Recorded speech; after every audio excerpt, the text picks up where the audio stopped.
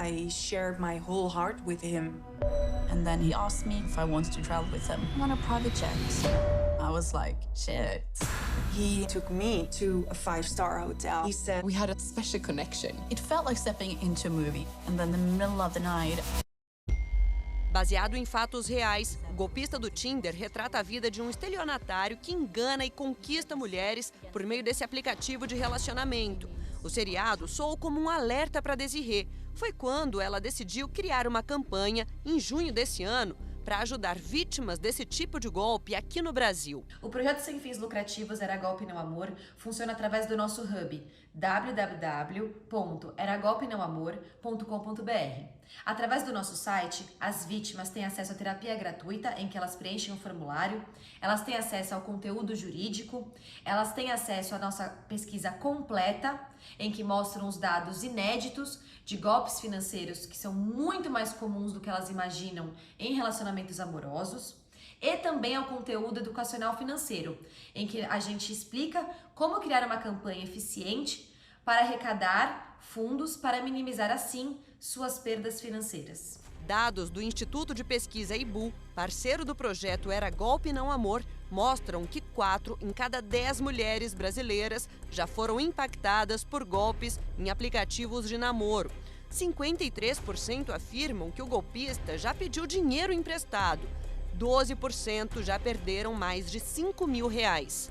Para tentar amenizar os impactos emocionais sofridos por essas vítimas, a coordenadora do projeto, também psicóloga e especialista na terapia EMDR, que significa dessensibilização e reprocessamento por meio de movimentos oculares, utiliza essa técnica para tratar os traumas. E a gente procura integrar essa memória negativa ao processamento adaptativo de informação do cérebro, e com isso a pessoa pode instalar crenças positivas que podem ajudá-la a ter novamente uma crença de que ela pode ser amada novamente, que ela pode ter relacionamentos mais significativos.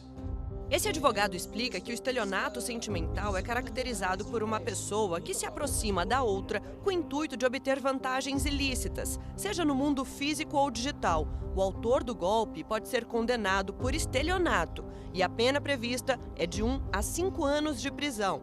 O direito da vítima de estelionato sentimental é o seguinte: quando ela possui comprovação necessária de que realmente foi vítima, ou seja, conversas e aplicativos de relacionamento, transferências bancárias, pagamentos de boletos, conversas, cartinhas de amor, ela pode se direcionar até a justiça civil, tá, no âmbito civil, para tentar recuperar esse prejuízo financeiro.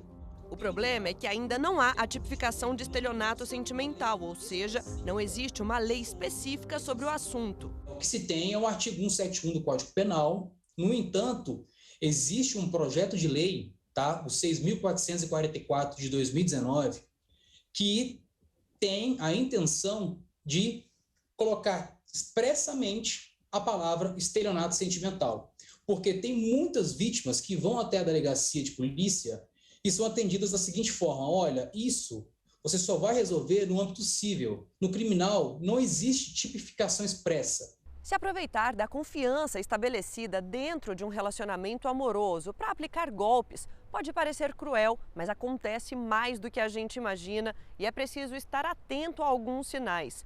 Quando a vítima de estelionato sentimental percebe que foi enganada, é preciso dar o primeiro e talvez mais difícil passo, que é o de assumir a posição de vítima. Por isso, a denúncia é de extrema importância. Uma pessoa, ela deve compartilhar essa situação com as pessoas do seu círculo íntimo ali, que ela tem extrema confiança, para ela se sentir mais fortalecida emocionalmente, e também ela deve procurar os órgãos de segurança, procurar a Polícia Civil para registrar o fato. Nesse caso, ela pode procurar a delegacia da mulher que for mais próxima da cidade dela, ou a delegacia circunscricional de atribuição geral mesmo, que for mais próxima, para comunicar os fatos e fazer o registro da ocorrência. Acontece que nem sempre as vítimas prestam queixa e a delegada explica o motivo. Por vergonha.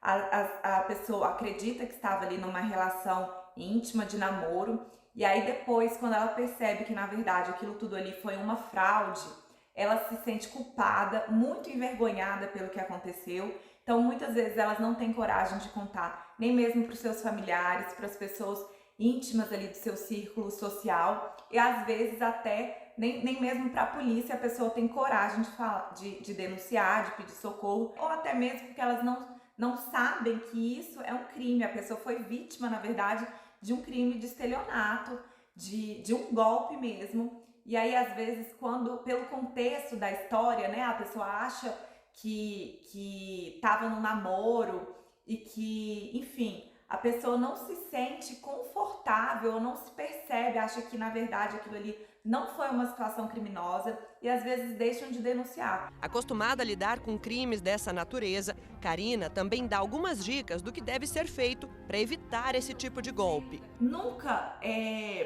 acreditar cegamente, plenamente. Se a pessoa, por exemplo, diz que teve bens apreendidos na Receita Federal e que precisa de um dinheiro para conseguir liberar essas mercadorias, então são situações que a pessoa pode checar, pode ir em loco na Receita Federal ou onde quer que ele diga que essa mercadoria está apreendida, não confiar em números de telefone que a pessoa passa, a pessoa ir pessoalmente ver se aquela situação realmente é verdadeira. Com relacionamentos virtuais, outros cuidados também entram no rol de prevenção. Nunca confia apenas em mensagens de texto, porque pode ser qualquer pessoa que está ali. Às vezes a pessoa manda uma fotografia se apresentando, enfim, como um homem norte-americano de meia idade, militar aposentado, que é muito comum eles se apresentarem dessa forma, mas a pessoa nunca faz uma chamada de vídeo para ver se realmente, se aquela pessoa com quem você está conversando, se é compatível ali fisicamente com a forma como ele se descreve nas mensagens de texto. Segundo Karina, o perfil da vítima e do autor são os seguintes. A gente percebe que, em geral, os autores são homens, né, pessoas do sexo masculino, e as vítimas são mulheres.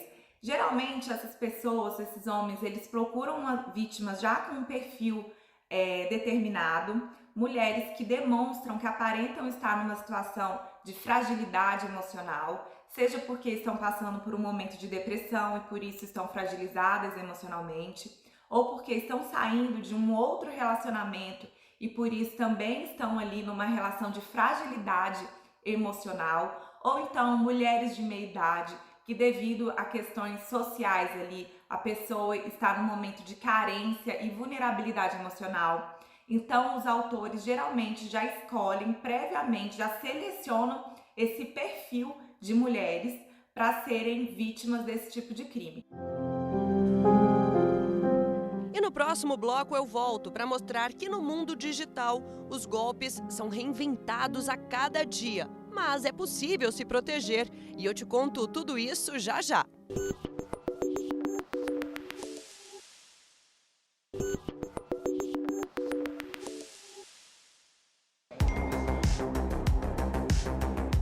Simples telefonema ou mensagem de celular podem ser irreversíveis quando se tratam de golpes digitais. A cada dia, os golpistas desenvolvem novos métodos para tentar enganar as vítimas e assim retirar delas algum proveito financeiro e patrimonial. Alisson caiu no golpe do falso emprego. Eles entraram em contato comigo pelo WhatsApp, me oferecendo um falso emprego, né? Que você compra os produtos, em cima desses produtos você vai ganhar comissão. Só que ele não explica tudo direitinho. Ele chega e diz, não, você vai ganhar fácil. Você faz um Pix, começa a vender os produtos e nesses produtos já vai ganhar comissão. Aí o primeiro, beleza, eu consegui sacar, mas o segundo diante ele ficou tipo uma forma de missões. Você tem que cumprir essas missões para poder sacar o dinheiro. Quando se deu conta, não dava mais para correr atrás do prejuízo. Perdi uma quantia aproximadamente de R$10.500 através de Pix.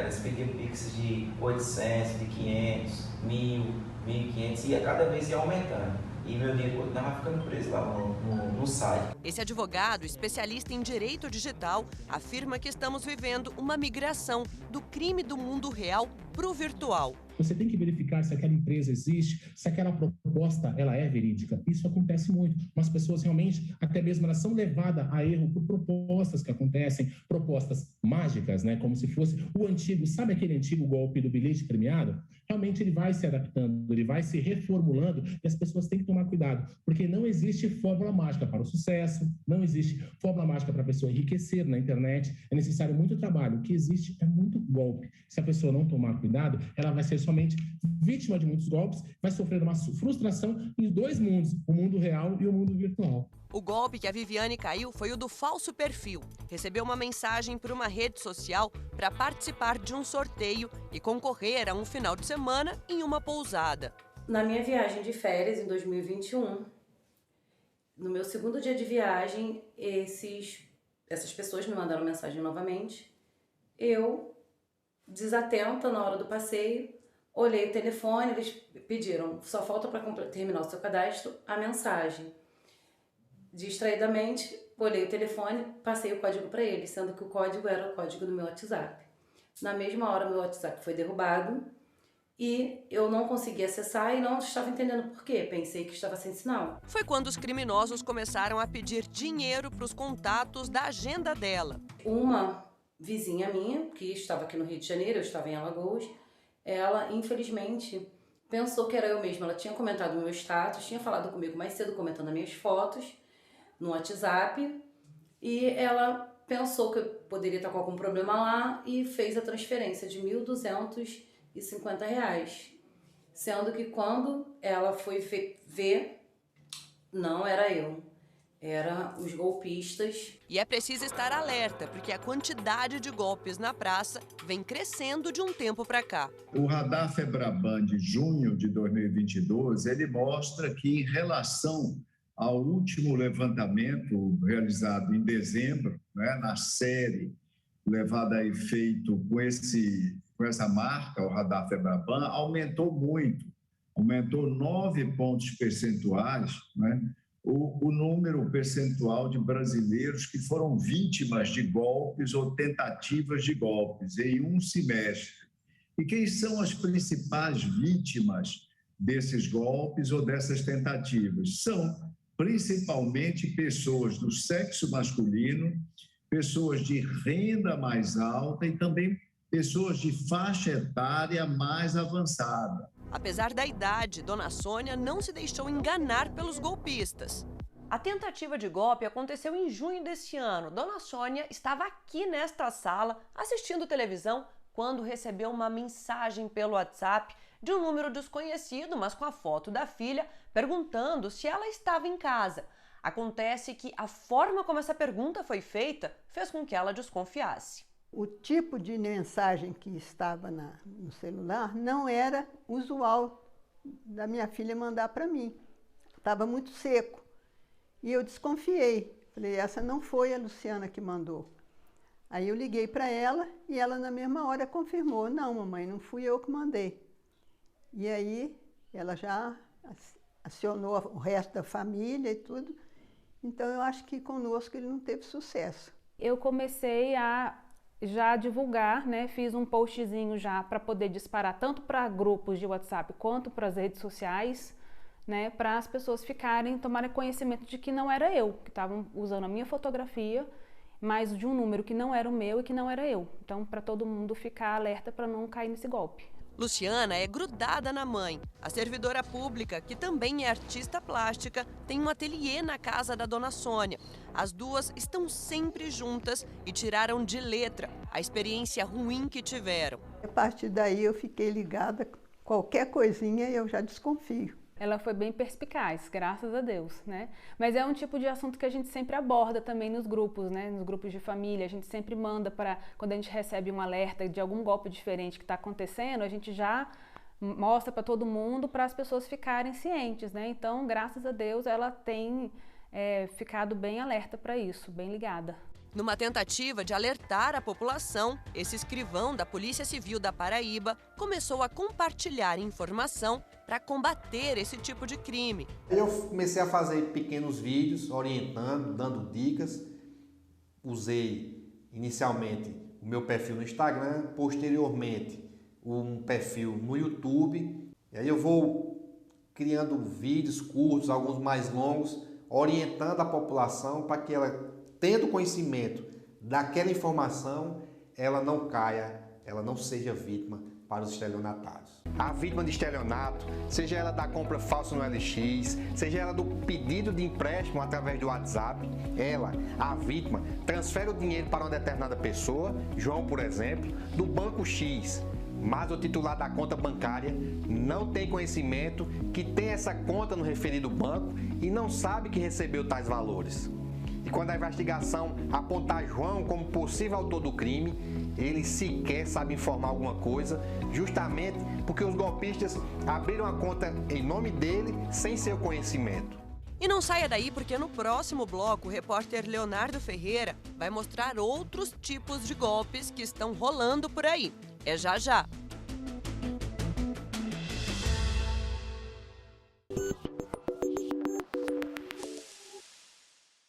Um, 2, 3, 4, 5, 6, 7. A cada 7 segundos, uma tentativa de fraude é registrada no Brasil.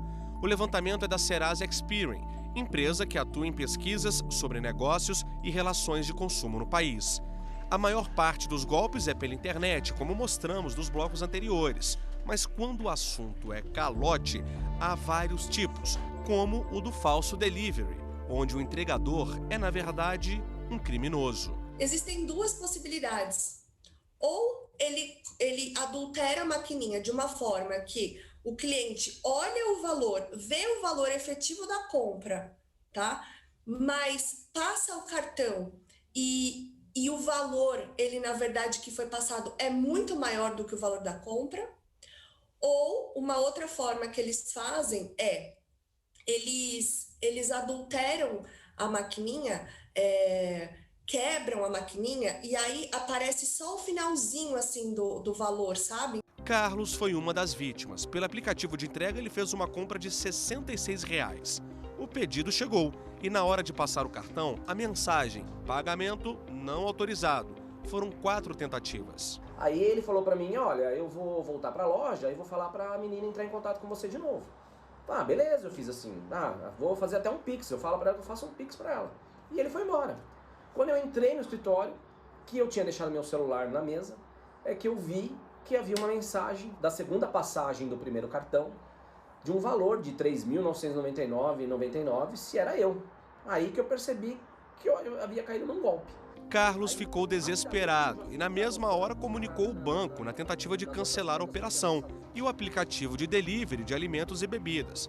Também registrou o boletim de ocorrência na delegacia. Ele procurou a gente ingressou com a ação contra essa plataforma e estamos aí tentando reaver todo esse prejuízo que ele teve. E pedimos também danos morais no caso dele, né? Porque a gente está falando aí de uma compra de 60, 70 reais e de um prejuízo de quase 10 mil. Então o dano moral aí é nítido, né? Não tem o que discutir. Nessa brincadeira eu descobri que no fim me tomaram um valor de R$ 11.400, né? Nessas 4 passagens que eu fiz. E ameacei o banco de cancelar a compra, de tudo isso. Eu consegui um só que me devolveu os R$ 3.000 reais do último cartão. Os outros não quiseram saber. Foram muito profissionais. Eu sempre tomo muito cuidado com e-mails, com tudo isso. E não me conformei com sentimento de raiva, né? Quando eu percebi que eu havia caído num golpe. E se você acha que já viu de tudo, preste atenção nesse outro tipo de fraude. Preparamos uma ilustração para mostrar como age o golpista do restaurante. O homem chega no estabelecimento, olha o cardápio e pede os itens mais caros. Bebidas alcoólicas importadas, frutos do mar e por aí vai. É educado, articulado, conversa com os garçons. Fica horas no restaurante comendo e bebendo do bom e do melhor. Mas na hora de pagar a conta, o golpe. Neste estabelecimento em Goiânia, o prejuízo foi de cerca de R$ 6.000. Ele pediu a conta, a gente levou a conta E aí, no momento que a gente levou a conta, ele disse que não se negou a pagar a conta. Outro tempo falou que ia pagar a conta, só que ele fingiu que estava passando mal. 2 dias depois, o criminoso aplicou o mesmo golpe neste restaurante em Palmas, em Tocantins. A conta já estava em quase R$4 mil, quando um garçom descobriu, por meio de uma reportagem, que o cliente era um golpista. A gente abordou, a gente falou que descobrimos e a gente só queria que ele pagasse a conta e ia embora, numa boa. Mas ele começou a desconversar, disse que tinha que ligar para um tio dele, que ele não tinha dinheiro aqui agora. Começou a dar o velho migué do que ele sempre havia feito nos outros estados. Aí o procedimento nosso é chamar a polícia. Até porque a segurança da nossa casa é feita por policiais. Então esse contato com a polícia e a gente é muito rápido, é direto. Em questão de minutos, a polícia chegou e já foi feito todo o procedimento de abordagem, levar até a delegacia e tudo mais, né? O homem foi preso e a suspeita é a de que ele tenha aplicado o mesmo golpe em vários estados do país. Aqui nós somos o estado, o único estado que conseguiu e ainda está conseguindo manter ele detido. Porque nos outros ele cumpriu a pena mínima e era liberado em 3, 4 dias no máximo. Aqui ele ainda está preso. Às vezes, o golpe acontece em lugares em que o consumidor está relativamente seguro, como no posto de combustível. Muitos motoristas já foram pegos de surpresa, como o Maurício. Eu fiz um abastecimento no valor de 150, correto? Meu carro estava normal, entendeu? Só que aí eu percebi que ele começou a falhar. Eu andei uns 50 km a 70, entendeu? Então eu percebi uma diferença. Vamos supor, quando a gente acelerava, o carro não estava respondendo. Então eu percebi que poderia ser o combustível adulterado, porque o carro estava normal. Maurício levou o carro na oficina e confirmou o que ele suspeitava. Eu tive um prejuízo no valor de 600 a 800 reais, certo? Para tirar o combustível, fazer a limpeza dos bicos, para meu carro voltar ao normal. Algumas dicas podem ajudar o motorista a identificar o combustível adulterado. A primeira é medir o consumo. Se houver diferença, desconfie. Em alguns casos, o veículo também pode apresentar falhas na partida. Tem carros que começam a falhar, tem carros que acendem apenas a luz da injeção, tem carros que, dependendo da adulteração, nem funcionam, o cara desliga em casa no outro dia não funciona mais. Então isso aí é variado de carro para carro. Ah, não, mas é 1 em 1000. Não, não é 1 em 1000. Vou te falar que é 1 em 100. Entendeu? Então assim, o risco existe. E não tem como a gente saber disso. Outra dica importante, abasteça em postos de confiança. Peça sempre a nota fiscal quando você vai abastecer o seu carro. Independente do valor, independente de qualquer coisa, peça a nota fiscal. Ninguém tem esse hábito, né? Você tendo essa nota fiscal em mão, você vai saber, você vai conseguir comprovar que você abasteceu naquele dia, naquele posto. A especialista em direito do consumidor explica ainda que se o veículo apresentar algo diferente, o motorista desconfiar da qualidade do combustível e o problema for constatado, peça para o mecânico fazer um laudo. Você busca o posto, com isso em mãos, apresenta para eles e fala que você está pedindo o ressarcimento desses danos que você teve com o seu carro, né?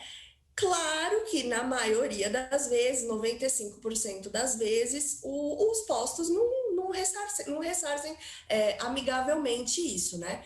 E aí você tem que procurar um advogado especialista em direito do consumidor e pedir esse ressarcimento pela via judicial. E como se não bastasse, ainda tem os casos onde as bombas são fraudadas.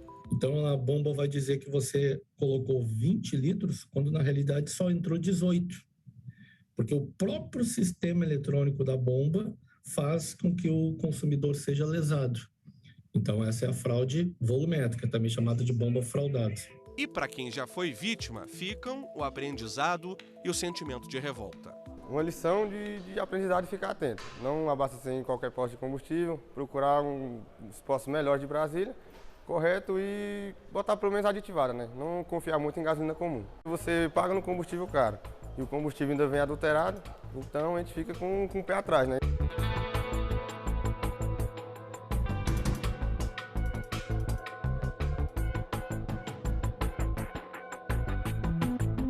E assim, a gente termina o Repórter Justiça desta semana. Já segue nosso perfil no Instagram? É o TV Justiça Oficial.